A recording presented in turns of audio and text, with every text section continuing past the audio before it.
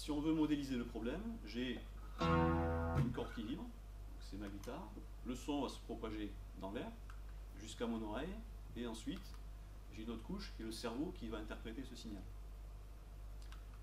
On va commencer par la corde. Ouais, ça vous va? Allez, c'est parti. Il y a des guitaristes dans la salle? Ouais? Ouais? Ok. Alors, il y a un certain nombre d'observations qu'on peut faire quand on a une guitare entre les mains. Première chose, bon, ça c'est en paraphrase Pythagore, hein, mais c'est que il y a un rapport entre la longueur de la corde qui vibre et la note qui est perçue. Jusque-là, bon. Deuxième chose, c'est que quand tu accordes ta guitare, il se passe quelque chose. Ça veut dire que tu as un rapport entre la tension de la corde et la note qui est émise. Je ne sais pas si vous voyez bien là, mais les cordes aiguës, la corde la plus grave, les cordes aiguës sont plus fines. Donc j'ai aussi un rapport entre le rayon de la corde et la note qui est émise. Les harmoniques, alors là on va prendre 2 minutes quand même, parce que sur les harmoniques il y a des trucs assez dingues. C'est quoi une harmonique? C'est, je vais, en fait, quand je pose mon doigt sur une case, d'accord, je vais appuyer contre la touche la corde, et ce qui fait que ça va délimiter deux zones à travers la frette ici, une zone qui va vibrer et une autre qui ne vibre pas. Ok? Donc quand je fais ça, la partie qui vibre, c'est celle-là. Si maintenant je viens mettre la pulpe de mon doigt juste au-dessus de la corde, et que je l'enlève, là j'ai toute la corde qui vibre. Ok? Et il y a des trucs bizarres. Premier truc bizarre, alors premier truc qui est cool, c'est qu'ici, si je me mets au milieu, là, sur la 12e case, donc là je ne suis pas sur l'harmonique, je suis sur la 12e case, je joue l'harmonique, c'est la même. Cool. Je me mets sur la 12e case, je joue mon harmonique, je joue ma 12e frette, c'est exactement la même chose. J'en ai une autre, où est-ce que ici. J'en ai une ici, ok? Là c'est pas la même. Je suis une octave au-dessus. Tiens, c'est compliqué de trouver une voix sur ça, ça part mal quand même. Ici. Pardon. Là j'ai aucun rapport entre cette note et celle-là. En fait ce que je joue ici c'est l'octave de celle-là. C'est pas simple, hein? Bon, ben, c'est une observation qu'on peut faire, donc il faut voir si on peut l'expliquer. C'est pas gagné. Ici, chose qui est rigolo, c'est que si je joue ici près de la rosace, et que je joue ici près du chevalet, j'ai pas le même timbre. J'ai quelque chose qui est plus métallique ici. Ok? On commence à faire un beau programme. Celui-là, il va être tous fait. Hein. Plus j'écarte la corde avant de la lâcher, plus j'ai un son qui est fort. On va quand même l'expliquer aussi.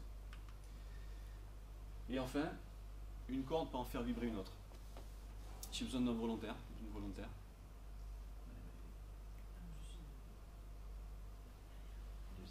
Allez. Vous allez tous y passer, donc les questions les plus difficiles sont sur la fin. Alors, viens, je vais te demander, pardon, ouais, te mettre ici. Si tu tombes, c'est un accident du travail? Oui, je sais pas. On verra. Alors, c'est ça que je pensais, oui. Je vais faire vibrer une corde et je vais te demander de poser ton doigt doucement dessus. Tu l'as plus doucement. Tu la sens vibrer? Tu sens vibrer, ok. Alors maintenant je vais jouer ici une octave. Je vais la couper et tu vas me dire si ça fait vibrer celle-là. Ok? Oui. Ouais. D'accord? Donc j'ai joué ici sur la 3e corde et en fait ça fait vibrer la première corde. Mais ça fait pas vibrer la première corde sur le son de la première corde.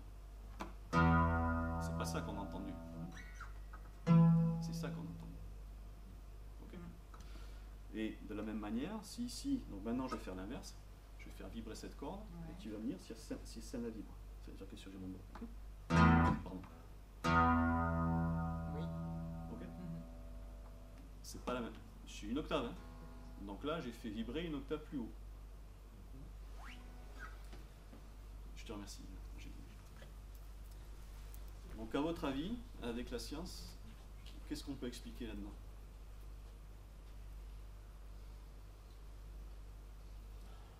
Tout? Ou qu'est-ce qu'on ne peut pas expliquer? Qu'est-ce qu'on ne peut pas expliquer? En fait, le son, c'est un ensemble de fréquences alignées, proportionnelles les unes par rapport aux autres.